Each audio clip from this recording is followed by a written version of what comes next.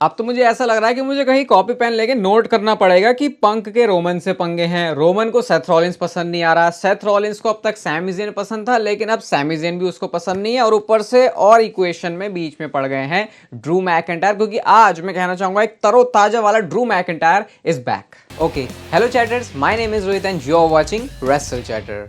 तो इस वीडियो में बात करेंगे आज मंडे नाइट रॉ के बारे में। बहुत ही ज्यादा इंपॉर्टेंट एपिसोड था। कैसा था पूरा शो, अच्छा था बुरा था, रेटिंग सब कुछ कवर करेंगे। बस आप लोग एक काम कर दिया करो यार, जैसे ही वीडियो देखते हो लाइक कर दिया करो। सबसे पहले जो मंडे नाइट रॉ की स्टार्टिंग है वो बैक स्टेज से होती है, जहां पर बिल्कुल एकदम खुशहाल माहौल के साथ सीएम पंक होते हैं, जे ऊसो होते हैं, सैमी ज़ेन होते हैं। और जैसे पॉडकास्ट वीडियो में हम डिस्कस कर भी रहे थे कि पंक और ये जो सैमी ज़ेन है इतने ज्यादा खुश लगते नहीं है आपस में, लेकिन आज ऐसा लग रहा है कि सब कुछ इन्होंने खत्म कर दिया है। मिल भी लिए, थोड़ा सा हेजिटेट करते हैं वैसे पहले सैमी ज़ेन, और डब्ल्यूडब्ल्यूई ने पहले अनाउंस कर दिया था कि मंडे नाइट रॉ को किक ऑफ करने वाले हैं सीएम पंक। वैसे ही उन्होंने किया, एंट्री वो मारते हैं, सुपर एनर्जेटिक थे। और एक बात आप नोटिस करना, जब भी पीएलई के बाद सीएम पंक शो पर आएंगे ना, वो हमेशा काफी ज्यादा आपको खुश दिखेंगे। इस वजह से क्योंकि वो बहुत ज्यादा डाउट कर रहे थे पहले अपने आप पे कि वो कर पाएंगे या फिर नहीं, लेकिन हर एक शो के बाद उनको एक वैलिडेशन से मिलती है कि चलो आज भी मैंने अच्छे से लड़ लिया है। अब वो आते रिंग में और कहते हैं लास्ट टाइम तुमने मुझे देखा था तो ऑब्वियसली मेरी ज्यादा सुताई हुई पड़ी थी, बहुत सारी चीजों को लेकर मैं अनश्योर था। और अब वो अपने पर्सनल बिजनेस की बात करते हैं कि कैसे उन्होंने अपने फ्रेंड पॉल हेमन के लिए वॉर गेम्स को ज्वाइन किया। सीएम पंक ऊपर टर्न बगल पे चढ़ते हैं, कहीं ऊपर जाके उन्होंने साइन किया, पता नहीं सीएम पंक ने गलत जगह कर दिया क्योंकि वहां पे कोई लाइट्स वगैरह तो थी नहीं। उसके बाद लाइट उनके ऊपर डाली और कहते हैं तुम्हें दिख रहा है वहां, कहते हैं शायद नहीं दिख रहा होगा क्योंकि वहां पे कोई साइन नहीं है, लेकिन वो मल्टीपल रोड्स की बात करते हैं जिनको वो लेंगे अपनी डेस्टिनेशन तक पहुंचने के लिए। वो रॉयल रंबल की बात करते हैं, वो एलिमिनेशन चेंबर की बात करते हैं। और यहाँ पे उन्होंने बोला कि अब अच्छी बात तो है कि मेरे पास एक फेवर भी है जिसको मैं यूज कर सकता हूं जहां तक मुझे जाना है, तो तुम सारे लोग भी आओ मेरी जर्नी में शामिल हो। और ये बहुत इंपॉर्टेंट लाइन, भले ही बहुत ही मुझे लगता है कैजुअल तरीके से सीएम पंक ने बोल दी जो उन्होंने अभी यहाँ पे कही। एंड देन इसके बाद वो कहते हैं कि चलो आ जाओ भाई मेरी जर्नी में तुम भी शामिल हो। लेकिन उन्होंने ये नहीं पता था कि शामिल होने के लिए उनका सबसे बड़ा दुश्मन सेथ रॉलिंस आने वाला है। सेथ रॉलिंस का थीम सॉन्ग प्ले होता है, सेथ रॉलिंस रिंग में आता है और भाई सेथ मतलब बिना कुछ बोले अगर आपको ये देखना हो ना कि बंदा कैसे अपना सारा गुस्सा, अपने इमोशन व्यक्त कर सकता है, तो सेथ रॉलिंस का आज का मंडे नाइट रॉ का चेहरा उस चीज को बताने के लिए काफी है। सेथ रॉलिंस आते रिंग में और कहते हैं बहुत टाइम से मैं सोच रहा था कि मैंने शायद एक गलती कर दी है, और वो गलती यह है कि जिस दिन तू आया था तभी मुझे तेरे पिछवाड़े बजा देने चाहिए थे। उस बात को लेकर सेथ रॉलिंस रिग्रेट फील करते हैं, कहते हैं 1 साल हो चुका है, तेरे को इंजरी भी हो गई, मेरा टाइटल रेन भी रहा, मैं पूरी ब्लड लाइन को टेक डाउन करने में लगा रहा, और लास्ट टाइम जब मैंने तुझे देखा तो मैंने तुझे नहीं मारा जबकि मैं तुझे मार सकता था। मुझे लग रहा है वो भी मेरी गलती है, वो जो उन्होंने फेस टू फेस किया था ये ड्रू मैकिंटायर के साथ बैड ब्लड में मैच करने के बाद जो सीएम पंक की हालत हुई थी। कहते हैं मैंने थोड़ा सा तुझे देख के छोड़ दिया, लेकिन शायद वो मेरी गलती थी। और सैटरडे के बाद मैं क्या देखता हूं कि तू रोमन रेंस के साथ खड़ा है और मुझे अभी अपनी गलती ठीक करनी ही पड़ेगी। मतलब एक तो सेथ रॉलिंस की वैसे ही सीएम पंक के साथ प्रॉब्लम है, अब उसने ये देख लिया कि भाई ये बंदा तो मेरे सबसे बड़े दुश्मन रोमन रेंस के साथ जाके खड़ा है। एंड देन यहाँ पे सेथ रॉलिंस बिल्कुल एकदम गुस्से में ही थे, तो उन्होंने जैकेट वगैरह सब उतारी, कहते हैं अब तो हमारे बीच में कोई नहीं है, और आज की वो रात है जब सीएम पंक मैं तुझे गिराने वाला हूं, तुझे तोड़ने वाला हूं, तुझे फोड़ने वाला हूं। इस पूरे टाइम पर सीएम पंक के चेहरे पर ना कोई शिकन है, ना कोई खास ऐसी हंसी है, ना वो गुस्से में। ऐसा लग रहा है वो पहले सुनना चाह रहे सेथ रॉलिंस को बंदा बोलता क्या है। बहुत ही ज्यादा पोलाइट वे में सीएम पंक बोलते हैं कि यार तू बोलता बहुत कुछ है लेकिन तू सुनता कुछ भी नहीं है। बहुत ही सैवेज ये लाइन लगी जिस तरीके से सीएम पंक ने उसको ड्रॉप किया कि भाई बंदा इतना लंबा चौड़ा भाषण, गुस्से में उसने क्या क्या बोल दिया और तुम आगे से इतना सा बोले कि तू सुनता नहीं है, तेरे में दिमाग नहीं है, ऐसा करके उन्होंने सेथ रॉलिंस को बता दिया। और कहते हैं कि मैंने बोला कि अपनी पर्सनल चीजों को साइड रख के मैंने वो चीज करी जो कि मैं भी नहीं सोच सकता था कि मैं करूंगा, मतलब उस रोमन रेंस के साथ अलाइन होना। और कहते हैं लास्ट टाइम जब मैंने तुझे देखा था तू चैंपियन था, तेरे पास वो चीज थी जो मुझे चाहिए और अब तेरे पास वो है नहीं, तो भाई मेरे फ्यूचर में तो मैं तुझे ना कहीं देखता और ना मैंने तेरे बारे में कुछ सोचा है। अब भाई सोचो, एक बंदा इतना गुस्से में पड़ा हुआ है, उधर वो बोल रहा है और सामने वाला कह रहा है मैं तो तेरे बारे में सोच भी नहीं रहा, तू कहाँ के जो ख्याल है, जो कहाँ के जो तू अपनी बात पे दिमाग ये चलाया जा रहा है बातें, इसका कोई मतलब नहीं है। तो ये पिस ऑफ करने के लिए बहुत काफी था। कहते हैं stay out of my business, मुझे तेरी कोई जरूरत नहीं है।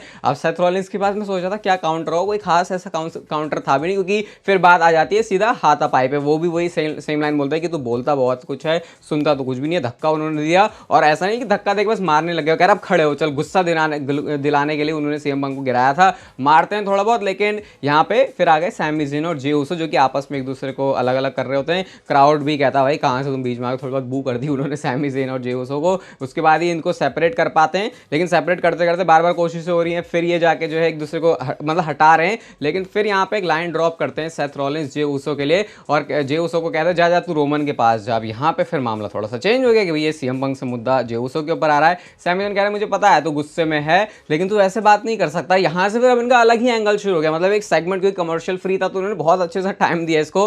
कहते हैं कि ठीक है चल जे उसो का तो एक्सक्यूज है, वो तो फैमिली है, तू तो फैमिली भी नहीं है, और अगर तुझे फैमिली पिक करनी ही थी तो इतने साल से हम भी तो साथ में, हमने सब कुछ जो राइज है वो एक साथ देखा है, कैसे हम बैड टाइम्स में मतलब पुरानी सारी बातें उनको गिराए थे, तो भाई मैं भी तो तेरी फैमिली हो सकता था, तो मैं क्यों नहीं हूँ। सैमी ने कहते हैं अच्छा भैया क्या बोल रहा है तू, मैंने तो सबसे पहले जब वॉर गेम्स में बंदा कोई चाहिए तो मैं तो चाहता भी नहीं था कि पंक आए, मैं तो तुझे ही चाहता था, तूने तो मना कर दिया, और तू तो अब बोल रहा है कि भाई क्यों मतलब मैं तेरी फैमिली क्यों नहीं हो, तो बहुत ही ज़्यादा मुझे सही बात लगी। और फिर उन्होंने स्टबर्न ही बोल दिया सीधा सेथ रॉलिंस को कि भैया तू तो ऐसा ही बंदा है, ना तो सुनता ना समझता, बस तुझे अपने ही ओपिनियन से ज़्यादा मैटर करता है। सेथ रॉलिंस कहते हैं मैं क्या ज्वाइन करता रोमन रेंज को फिर से उसे मॉन्स्टर बनाने के लिए। सैमी ज़ेन ने बोला भाई उस मॉन्स्टर को तूने ही तो क्रिएट किया है, वो जो तूने चेयर घुमाई थी।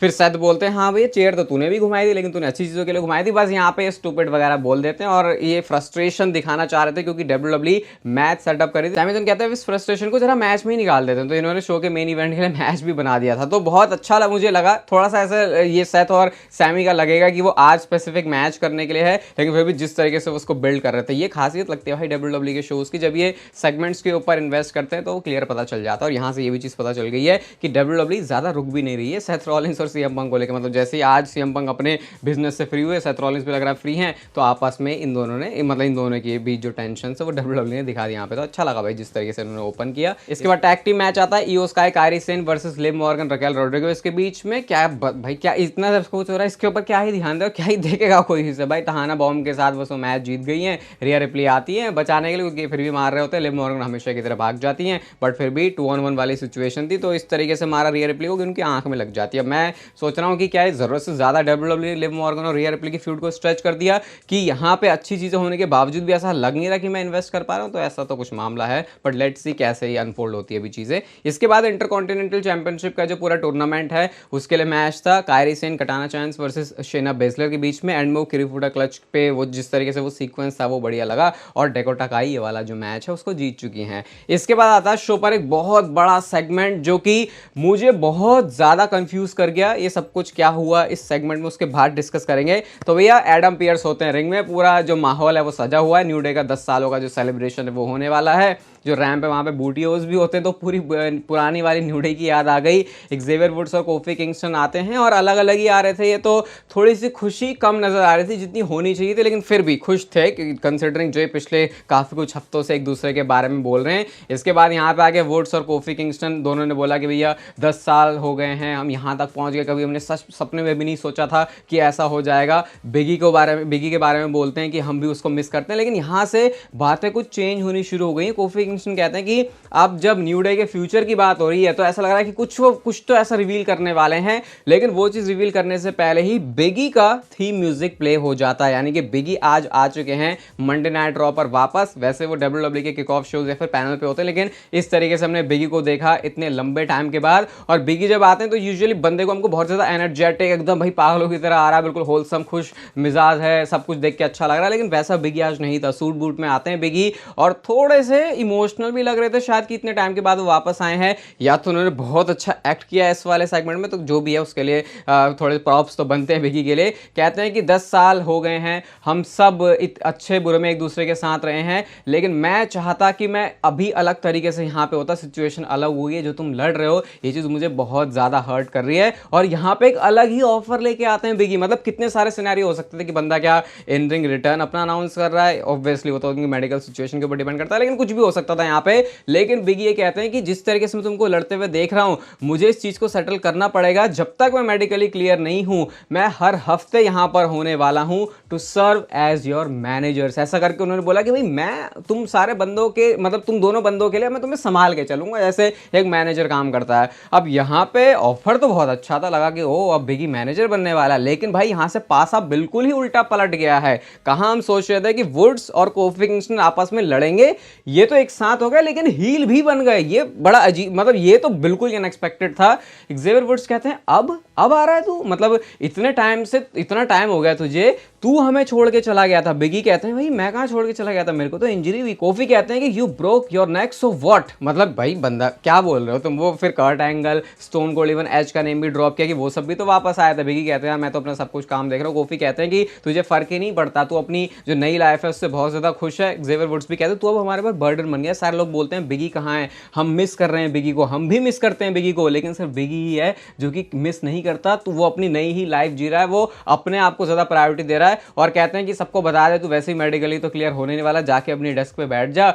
भाई ये अजीब सा लगा मुझे। बिगी भी हक करने के लिए आते हैं लेकिन हक तो कुछ हुआ नहीं। बाद में हाथ जैसे शील्ड मिलाते हैं ना, वैसे करके कोफी किंगस्टन और एक्सेवियर वुड्स ने मिला लिया और बिगी वहां से फिर चले जाते हैं। तो यहाँ से फील तो यही हो रहा है भाई कि फील क्या हो रहा है, ऑब्वियसली बिगी को जिस तरीके से दिखाया वो एक फेस से, और अब ये वुड्स और कोफी किंगस्टन का ये हील टर्न है। ये देख के तो मुझे साउंड किया बहुत अटपटा सा, अभी भी मैं इसको डाइजेस्ट नहीं कर पा रहा कि कैसा सेगमेंट था, लेकिन ये तो है कि अनएक्सपेक्टेड था। और यहाँ से अब वो डायरेक्शन तय होने वाली है आगे बिगी के लिए, कोफी के लिए और वुड्स के लिए, जो कि बहुत ज़्यादा डिफरेंट है, जैसा शायद किसी ने सोचा भी नहीं था। पता नहीं अभी क्या करेंगे, देखते हैं आगे शोज पर डब्ल्यूडब्ल्यूई को कैसे प्रोग्रेस करती है। डोमिनिक मिस्टीरियो वर्सेस गुंथर का भी मैच था जो कि सेटअप होता है, क्योंकि फिन बैलर कहते हैं कि यार तुझे तो मेरे से हाथ मिलाना चाहिए था, मुझे टाइटल मैच देना चाहिए था, मेरी वजह से तू जीता। गुंथर कहते तेरे को ही तो नहीं होना था, मैं सब कुछ खुद करना चाहता था। तो वो डोमिनिक को थोड़ा सा प्रायोरिटी देते हैं कि चल इसने तो फिर भी डेमन प्रीस्ट को हराया है, तो ऐसा करके वो बोल देते हैं। लेकिन ऑब्वियसली क्या ही होना था मैच में, एक पावर बॉम्ब के साथ ही डोमिनिक मिस्टीरियो मैच जीत जाते हैं। लेकिन मैच खत्म होने के बाद फिन बैलर ने अटैक किया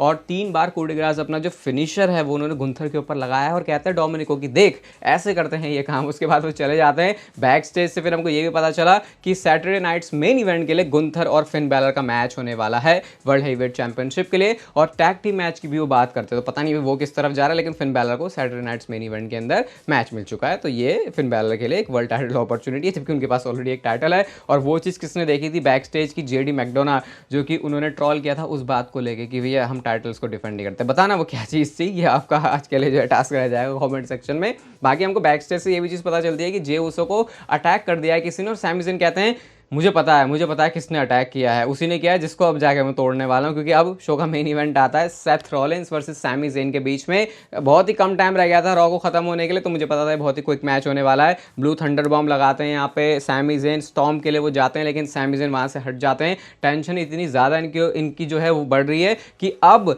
चेयर ही लेके आ जाते हैं सैमी ज़ेन सेथ रॉलिंस को मारने के लिए, जबकि इस मैच में चेयर चलती नहीं, डिस्क्वालिफिकेशन हो जाता। तो बस वो सोचते हैं, विचार करते हैं, ऑब्वियसली मारना तो उनको था नहीं, चेयर उन्होंने फेंक दी। लेकिन जैसे वो घूमे तो सेथ रॉलिंस ने यहाँ पर जो विक्ट्री है उसको स्टील कर लिया है और वो इस मैच के विनर बन चुके हैं। इसके बाद सेथ रॉलिंस स्टिल माइक पे कुछ नहीं बोला उन्होंने, वैसे ही बोलते हैं जो कि डब्ल्यूडब्ल्यूई के कैंप से कैप्चर हो ही जाता है। कहते हैं कि तेरा दिल मुझे बहुत पसंद है लेकिन अब दिमाग का यूज़ करना तो शुरू कर दे, ऐसा कह के वहाँ से चले जाते हैं सेथ रॉलिंस। लेकिन जब सैमी ज़ेन रिंग में थे तो एक रिटर्न हुआ है आज शो पर, जो कि अनएक्सपेक्टेड ही होने वाला था हमेशा, कि अब डब्ल्यूडब्ल्यूई इस सुपरस्टार को वापस से कब लेके आने वाली है हमारी टेलीविजन स्क्रीन के ऊपर, ताकि जो हमारा मन है इस बंदे को देख के वो प्रफुल्लित हो जाए। और ये नाम है स्कॉटिश वॉरियर ड्रू मैकिंटायर का। उन्होंने पीछे से आके क्लेमोर किक मारी है सैमी ज़ेन को, हुडी उन्होंने अपनी ऐसे नीचे करी, और भाई क्या फ्रेश ड्रू मैकिंटायर का लुक लग रहा था। ऐसा लग रहा बंदा अभी नहा धो के एकदम तरोताजा होके आया है, या तो बहुत अच्छी डाइट लिए कुछ तो किया है ड्रू मैकिंटायर, जो कि ऑब्वियसली वो लेते हैं। लेकिन